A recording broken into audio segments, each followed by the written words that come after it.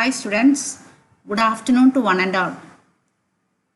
Today I would like to give a brief explanation on the topic megasporogenesis. Hope all of you remember what you have learned in microsporogenesis. Now megasporogenesis, the word itself is self-explanatory. Genesis means formation. So megasporogenesis is the formation of the megaspores or the female gametes. Before learning megasporogenesis, you should know the structure of the ovule. The ovule is attached to the placenta, not directly but through a small stalk called the funicle. The point of attachment of the funicle with the ovule is called hilum. The ovule is surrounded by a two-layered envelopes called integuments.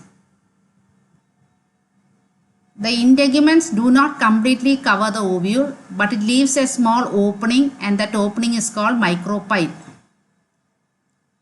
The region of the micropyle is called micropylar end, and the opposite end is called as a chalazel end, which represent the basal part of the ovule. The body of the ovule is made up of cells called nucellus. The nucellus is diploid. One of the cells of the nucellus will differentiate to form the megaspore mother cell. As the nucellus is diploid, the megaspore mother cell is also diploid. This megaspore mother cell undergoes meiotic division. You know, at the end of meiosis, a diploid cell gives rise to haploid daughter cells. So when the megaspore mother cell undergoes meiosis, 4 haploid megaspores are produced. But unlike microsporogenesis, in this case, the megaspores 3 will degenerate and 1 will remain functional. The functional megaspore then undergoes 3 successive mitotic division. You know, at the end of mitosis, 2 daughter cells are formed. 2 daughter cells which enter mitosis will produce 4 daughter cells, and these 4 daughter cells will give rise to 8 daughter cells. Since the parent cell is having only n number of chromosomes, all the 8 haploid nucleus will carry only n number of chromosomes.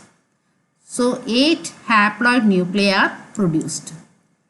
Division is actually free nuclear because soon after the division of the nucleus, cell wall formation is not taking place.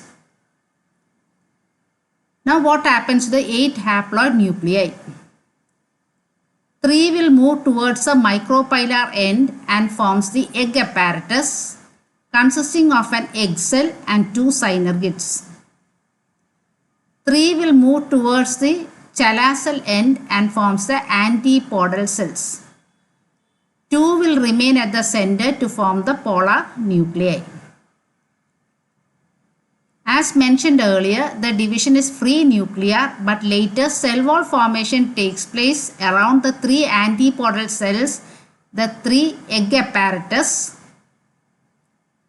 but no cell wall formation takes place around the polar nuclei. The 2 polar nuclei lies within the central egg cell.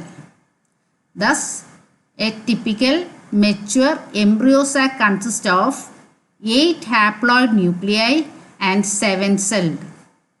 So this is what you have to learn about the megasporogenesis.